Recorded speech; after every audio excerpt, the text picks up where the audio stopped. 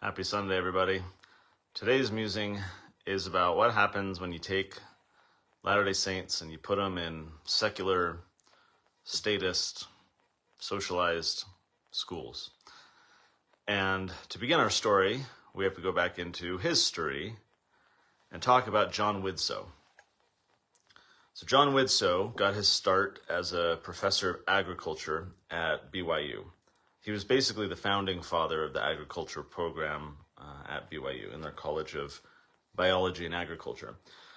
But he gets done being professor at BYU and he decides to go back to Logan, where he becomes president of the Utah State Agricultural College, which is now Utah State University. So he's president from 1907 to 1916, at which point he's made president of the University of Utah from 1916 until he gets called to be an apostle in 1921. Now, in John Widtsoe's biography, he makes mention of an interesting encounter that sets the framework for today's musing. This question of using the schools, what happens when saints go to these schools? Can they retain their faith? Does it make sense to train them in a secular way? What are the motives of people who are pushing for a secular model of schooling, and what does that mean for the saints? So we're going to use John Widtsoe as kind of the lens through which to look at this. Now, in his own biography, he sets the stage for an encounter that I'll share in just a moment. He's giving context for what was happening when he became president of the University of Utah, which I should point out, the University of Utah first began as the University of Deseret in 1850. 4 decades later, 1892, it gets renamed to the University of Utah 4 years before Utah gains statehood. And the intent of those who created this university was to have kind of a, faith-promoting education, if you will, to have, the University of Deseret educating all of the saints' kids.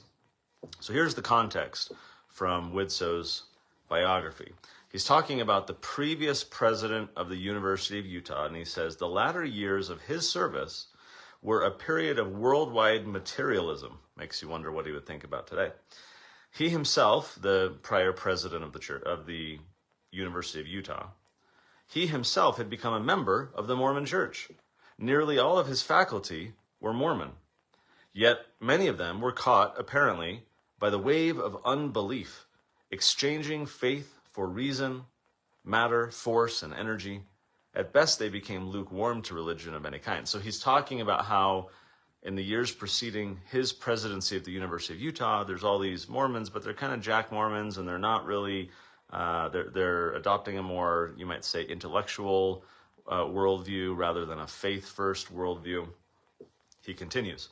Naturally, their point of view was accepted by many of the students. Parents protested. A cloud of irreligion was cast over the institution. This was objectionable to the people who paid taxes for the support of the school and whose forebears had fought and conquered the desert in the spirit of religion. Also, men employed from other states, looking with unfriendly eyes upon the Mormon faith, undertook to say and do things in the classroom derogatory to the traditions of the state. Without knowing the immediate causes of the events that led the regents, the board of trustees, if you will, that led the regents to tender me the presidency, Widtsoe, I've always felt that they could be traced back in part to these earlier conditions. He's basically talking in his biography about why he got called as president and why the board of regents felt that a change was necessary from the prior president of the University of Utah. He also said, by the way, I was warned soon after entering the University of Utah presidency by a member of the faculty, a Mormon, that it was not the thing to mention on campus anything concerning the founding of the university by the Mormon pioneers. Everything concerning them should be soft-pedaled to, quote, let sleeping dogs lie. So already just, half a century in to the university existing, it is deteriorating from what its founders intended. Parenthetically, something more modern that comes to mind is many of you saw that story of Jaden, the 12-year-old kid that was kicked out of class for having the Gadsden flag patch on his backpack. And he got kicked out of a charter school that was specifically set up like 30 years prior to promote American history, civics, patriotism, virtue, good character, and so on and so on. And there were very high standards, and the parents involved were very emphatic in wanting to have these higher standards. Well, when Jaden got kicked out just a few months ago, one of the founding board members of that charter school wrote a letter to the editor, to the local newspaper in Colorado Springs, talking about how much the school had degraded from that original ideal. And this woman said something I'll never forget. She said, institutions, I'm paraphrasing because I don't remember the exact words, but she basically said that institutions left unchecked and unmonitored will continue to deteriorate over time. They're not on autopilot. People will infiltrate with wildly different, viewpoints, people who just want safety, who abandon the risk and the vision and everything of the founders, and they just want stability and control. And so that was certainly the case here with the University of Utah. Just a few decades into it, all of a sudden they're demormonizing it. That it's many are perceiving that it's inappropriate to talk about the founding of the institution itself. It's already veered away from the intent that many people had. Okay, so here's the story that Widtsoe mentions that sets the framing for today's musing. He writes in his autobiography, it was actually shocking when I accidentally overheard two non-Mormon regents, again, kind of board members, when I accidentally overheard two non-Mormon regents among the most eminent men of the state conversing upon this subject. Said one, "We must take over the university and train the young people away from Mormonism." "Yes," answered the other, "you are right. That's our next job, to secure full control of the institution, secure a non-Mormon president and teachers, and educate the students away from Mormon beliefs. The state will then be ours." For a moment, Widtsoe says, for the moment, at least these men forgot their oath of office as regents of the university. Or was it just for the moment? So here we are, early 1900s, and the University of Utah is being co-opted by people who have wildly diverging views and values from the people who architected this institution to begin with. Let's go back a century. Let's go to the early 1800s. It reminds me a lot of Horace Mann, basically the founding father of modern schooling, the creator of kind of the one-room common school concept.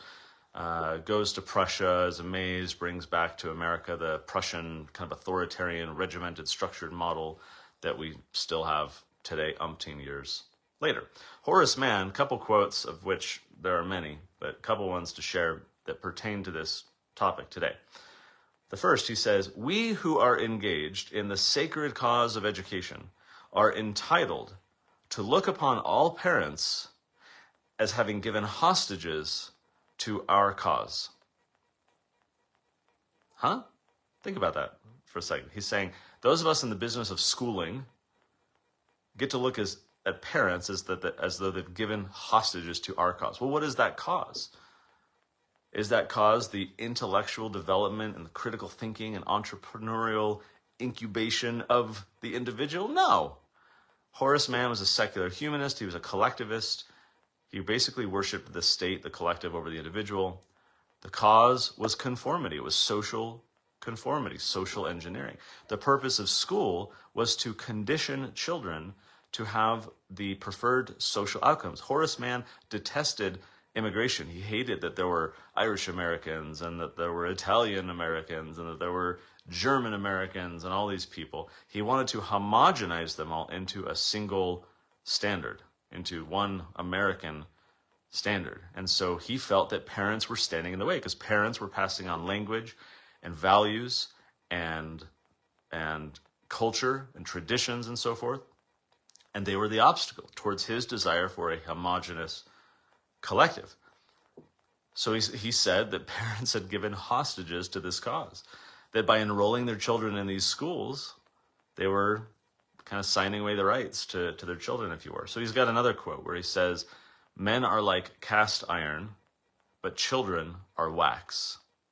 In other words, it's very hard to get an adult to change an adult's mind, right? I mean, think about it. Changing the worldview of an adult, very unlikely. They're fairly set in their ways. It's very difficult to get someone to totally change their worldview and adopt a different set of, ideas or values or philosophies. By contrast, he says children are wax. They're moldable, they're manipulable. You can guide them, you can conform them. And what's interesting, so that's Horace Mann, again, kind of the founding father in a lot of ways of today's modern schooling system.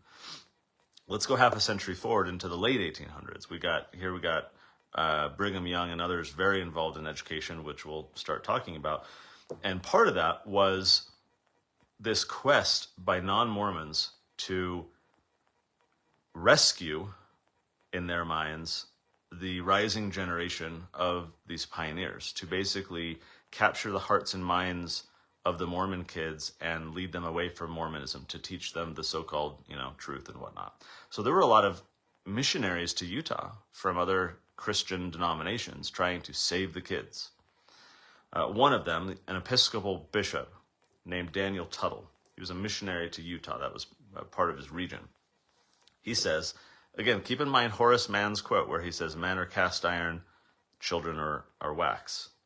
Here, this Bishop Tuttle of the Episcopalian Church, he says, adults were fanatics and so beyond the reach of our influence, or else were apostates, and so grossly deceived, once were unwilling to listen again to any claims of the supernatural. But the plastic minds and wills of the young we could hope to win to better views and mold in nobler ways. That's Horace Mann, half a century earlier. The young had plastic minds and wills that they could hope to win over to better views and mold in so-called nobler ways. So here you have all these people surrounding the Mormons, the Gentiles, if you will, that are, many of them are embarking on these efforts to kind of, capture the kids. The Episcopal Church opened a school in 1867. This was St. Mark's Associate Mission.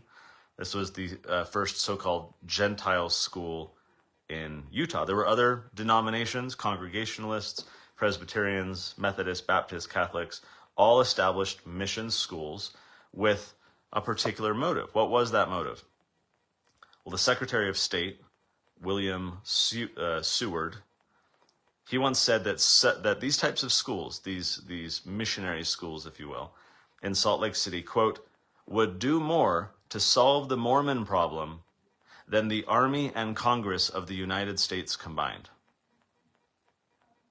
So the intent here was to solve the Mormon problem, was to deal with these people by basically, like the Borg in Star Trek, assimilating the kids, by propagandizing the youth, by trying to steer them away from their crazy parents, if you will. When this Bishop Tuttle first met Brigham Young, it was a cordial meeting, but he sensed that Brigham Young knew, quote, in reality, by our services and our school, we are putting our clutches to his very throat.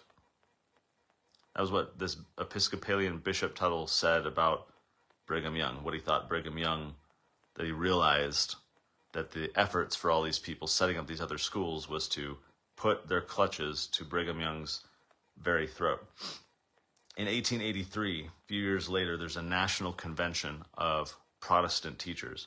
The Reverend Henry Kendall gets up and starts boasting that there were more than 58 Protestant schools in Utah with more than 3,500 students, more than half of which were children of Latter-day Saint parents. And he was fairly transparent about the purpose. He says, these schools are all in reality, though not obtrusively, Christian schools. All their teachers are really missionaries, and they do much in the way of personal missionary labor. The preachers and the teachers constitute one consecrated and harmonious band engaged in undermining the whole system of Mormonism. This wasn't reading, writing, and arithmetic. This wasn't the edification of the child from a purely academic standpoint. This was a propaganda war. This was a mind war. This was a religious war, a social war. This was an effort to capture the hearts and minds of the young and to steer them away from what they perceived to be a hostile faith. And so then we go to 1872. This was actually a little bit before that. President George A. Smith, he's the second counselor in the first presidency, he referred to the free schools offered by these Protestant churches. He said that Protestant ministers in the city, he was talking about these ministers that were around the area. He said that their principal hope was of converting the Mormons by leading away their children. Then he warned the members to protect their children from teachers who, quote, would plant in their hearts falsehood, deception, wickedness, and corruption. Now, so in most states, the desire to establish public schools at this time was simply to give their kids a greater opportunity for learning. There was a widespread effort across the country for people saying, let's standardize this, let's have taxes support it, let's get the government involved, and then everyone can have a fair shot and so forth. And it was this idea to elevate the educational opportunities for kids. But in Utah, there were many who viewed it as a way to oppose Brigham Young and to undermine the church. And so there were a lot of these people at the time who were calling for schools that would not just be non-sectarian, but secular. Think about it, across the country. I mean, Horace Mann was once accused of being, anti-Christian, and he's emphatically, no, we're using the Bible, we're using, this stuff. This is a Christian thing. It's just we're not going to be denominational. We're just going to have it be a more general Christian thing. Well, here in Utah, they didn't want it to be non-denominational. The Gentiles, the apostates, and others, they wanted it to be fully secular. So then you go to the National Assembly of Christian Educators. There's a guy there named J.M. Coiner. And he gives a speech and attacks Mormonism as part of this. He demanded that Congress would enact laws that, quote, take all political and municipal power from the leaders of the Mormon Church. He called for them to compel Mormons to send their children to schools that would liberate them from the corruption of their parents. He said, quote, nothing but radical measures will cure this disease. The patient has gangrene in the foot. The surgeon advises amputation. So this very much was a frontal assault on those of the Mormon faith. It was an effort to just as Hitler and all these crazy people have always gone after the young to steer them in a different ideological direction than their parents and to mold their values and their worldview, that's exactly what was happening here in the pioneer era, which perhaps leads Brigham Young in 1877 to say, quote, I am opposed to free education as so-called free. I mean, he's talking about taxpayer-supported schools and everything. I'm opposed to free education as much as I am opposed to taking away property from one man and giving it to another who knows not how to take care of it. Would I encourage free schools by taxation? No.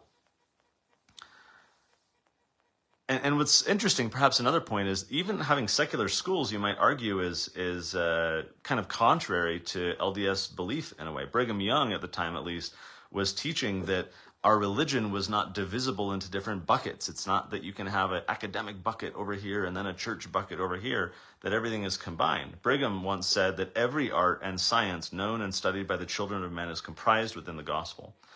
And so it was perceived by him and others that this secular system was hostile to the faith, that everything is circumscribed into one great whole, that all truth can and should be found in Mormonism, that it is the worldview through which you learn and see all truth of things above the earth and under the earth and on the earth and so forth, as it says in the Doctrine and Covenants. But there were many, including Karl Maeser, who was a big driver of standardizing education, of paying teachers more, of getting the government involved, of having taxpayer-funded schools. And these assaults were intense.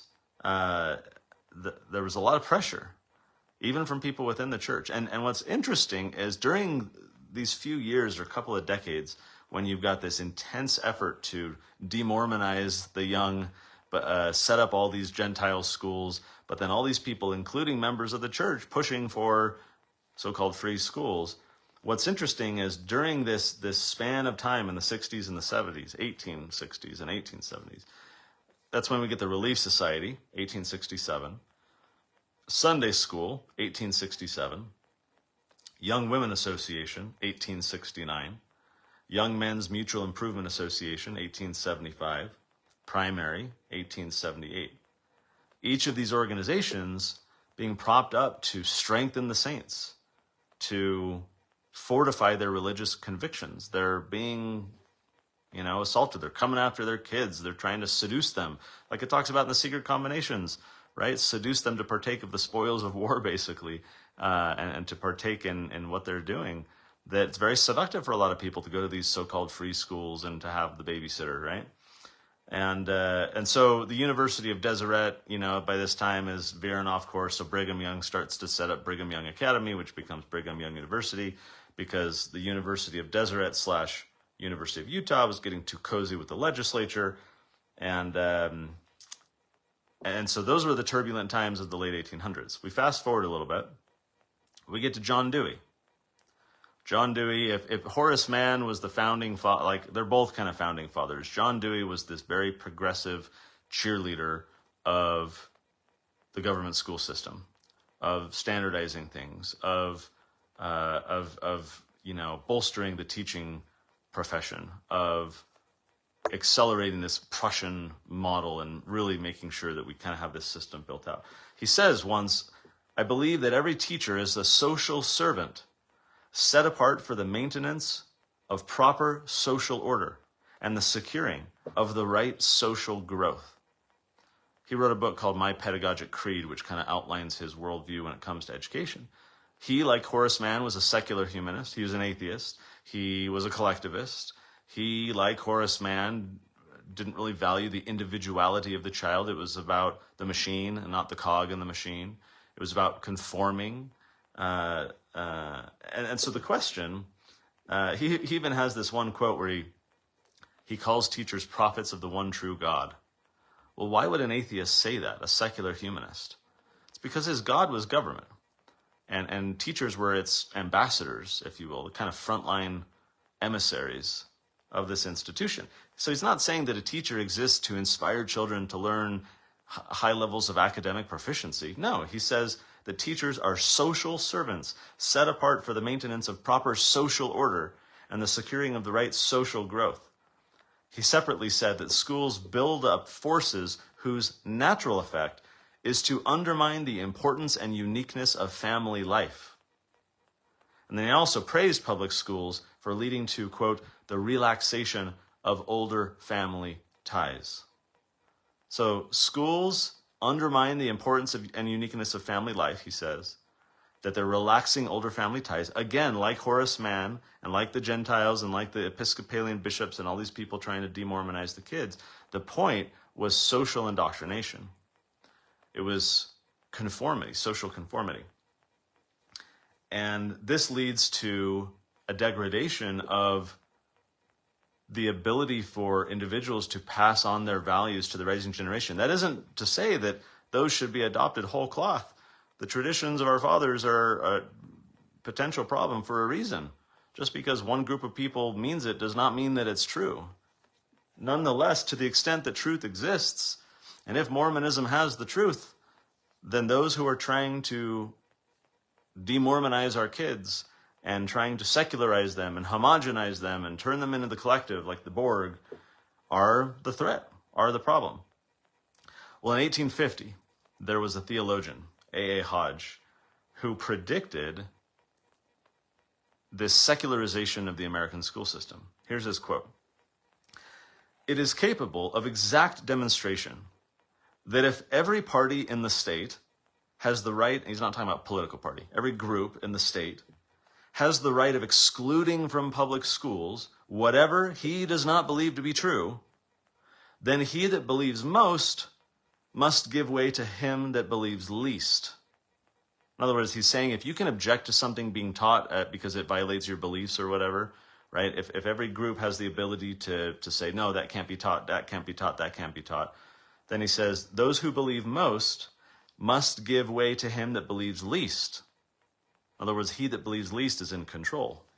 He that believes most must give way, must yield, must defer to him that believes least. He continues, and then he that believes least must give way to him that believes absolutely nothing, no matter in how small a minority the atheists or agnostics may be. It is self-evident, he says, that on this scheme, if it is consistently and persistently carried out in all parts of the country, the United States system of national popular education will be the most efficient and wide instrument for the propagation of atheism which the world has ever seen. A comprehensive and centralized system of national education, separated from religion, as is now commonly proposed, again back in 1850, will prove the most appalling engine for the propagation of anti-Christian and atheistic belief, and of antisocial, nihilistic ethics, individual, social, and political, which this sin-rent world has ever seen. Wow, 1850. Is that dead on or what? He's saying that if we remove religion from schools, if we, and I'm not saying, by the way, that government schools should teach religion. It's that government shouldn't operate schools. You know, we as families and church communities and others should be educating our kids with our religious worldview and outlook. That's the point. But he's saying that if you have this centralized system of government education, it's going to be this massive engine for the propagation of anti-Christian and atheistic unbelief. And then you look at the rise in these schools, and that at least correlates with the decline in religiosity and church attendance and faith. Super interesting that when you're taking God out of the schools, when you're saying, oh, there's a church bucket over here, you can go to church at Christmas and Easter, but don't let it affect your daily, way of life. Don't let it affect your outlook and worldview and philosophy and ethical, practices or, perspective on geopolitical events or anything. No, religion stays over there. We have a little church bucket that we occasionally will pay attention to. But then over here, we're going to teach academics, right? Because if you truly believe in God as the creator of the universe, then all truth flows from that single source. And everything that we're learning, this was basically Brigham Young's point and many who believed like him, that every truth comes from God. And our business is not Sunday business of let's learn theological principles only. No, it is learn all truth come whence it may. That is the gospel, to accept truth from every source. It all comes from God. And so that's the magic for those who go to BYU, and when it's done right, that you have kind of this gospel-based perspective on biology and physics and whatever, or at least a references or gratitude and appreciation and wonder, and being able to approach it from that vantage point. But here's this guy saying that when you centralize it and remove God, that it's the propagation of atheistic, anti-Christian unbelief, as well as, he says, antisocial, nihilistic ethics, both individual, social, and political. Of course, now we have, abortion on demand. We've redefined marriage. We redistribute wealth through heavy taxation. There's massive divorce, massive fatherlessness, wars all over the place. I mean, this has been a recipe for societal disaster. And the schooling system has contributed to it by secularizing, by propagandizing, by de-Christianizing the rising generation. And parents have surrendered their children to the state. And to those who are the heirs of Horace Mann and John Dewey, who see our children as cogs in a collectivist machine in which God plays no part. And yet Christian families continue to send their children to these institutions. Boggles the mind. Reminds me of a quote from the pastor Voddie Baucham. He says, "We cannot continue to send our children to Caesar for their education and be surprised when they come home as Romans." I'm going to say that again. We cannot continue to send our children to Caesar for their education and be surprised when they come home as Romans. The point I want to conclude with here is I don't believe there is such a thing as secular education. I think that's a misnomer. Some kind of worldview is being taught. Some kind of lens of meaning is being used as a filter. And so-called secularism becomes a religion unto itself. The state is and becomes the religion. People's political tribes and practices and perspectives all become this central part of their meaning and identity, which once upon a time religion was what filled them and gave them that higher purpose. But now it's all just political warfare and identity. I don't think there is secular education. I don't think you can remove truth from the source of truth. And that's not to say that I love how BYU does things. I've been critical on past musings of how BYU does things. And that's not to say I love every Christian or Mormon or other, homeschool or private school. No, there's a variety of ways to go about this. But I think what Voddie Baucham says is true. Christian parents have been sending their children to Caesar's schools for generations. Those kids have largely been returning home as Romans. Maybe they're nominally Christian. Maybe they still profess to believe. Maybe they still identify that way. But when you define Christian as someone where your heart is following Christ, that your worldview is shaped by that it is the lens through which you look at all human affairs, not just let's be nice to our neighbors and not flip the bird at the guy who cuts us off in traffic, right? When you let Christianity, so-called, radiate throughout your entire life, throughout society, as it should and as it was intended to, that's when you're Christian. That's when I think the label is appropriate. And in that sense, there are very few people in our society who operate that way. Even members of our church, I think of the Mitt Romneys of the world and others, who have no religious framework as they look at their, political positions and so forth. So I don't think there's anything as secular education. I think what we've done is we've had this Caesarian centralized model that is, like this theologian in 1850 said, the propagation of nihilistic attitudes and atheism and anti-Christianity. And we're suffering the consequences now. The declining birth rate, people not wanting to get married, the economic troubles, the geopolitical problems, all these things all stem from people being disconnected from first principles, being people disconnected from faith, from meaning and a higher purpose and power. And I think it's a travesty that so many of the Latter-day Saints continue to send their kids to Caesar schools. Which, by the way, those schools do a horrible job. We could talk all day, and I've mentioned in past musings how piss poor, how sub-mediocre these schools even do at educating our kids, academically, intellectually. That we've just degraded the quality. It's been dumbed down. So even just on that basis alone, it's a bad decision, I believe, as a parent for your child, if you truly want them to excel. But from a religious, societal perspective, we're surrendering our kids to Caesar. We're letting him, so-called, take control and indoctrinate our kids with a particular, more secular worldview.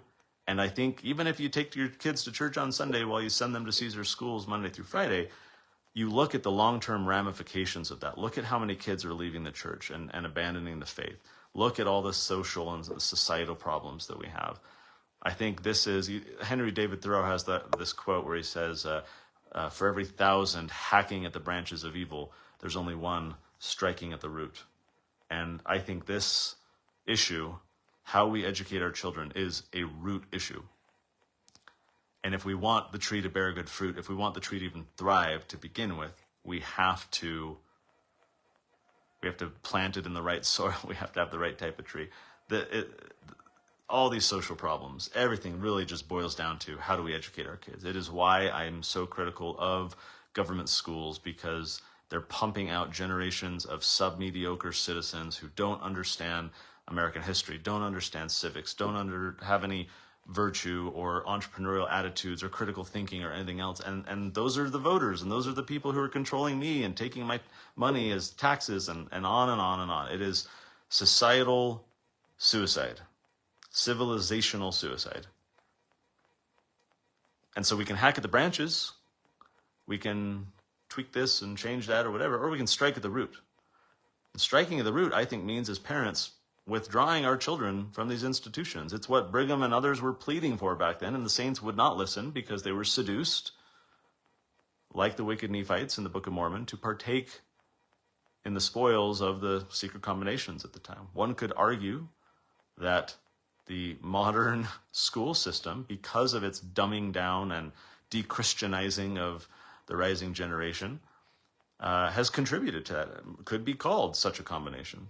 That there are people like Horace Mann and John Dewey, who were evil, who had this collectivist, maniacal worldview where they saw our children as wax, as plastic, to be molded and shaped in their preferred designs. If we don't want that for our kids, if we don't want them to be manipulated and molded by others who have nefarious purposes and agendas, we have to act, we have to sacrifice, we have to do something different. That's homeschool, it's micro school, it's private school, it's whatever. But it's definitely not Caesar schools. End rant. See you next Sunday.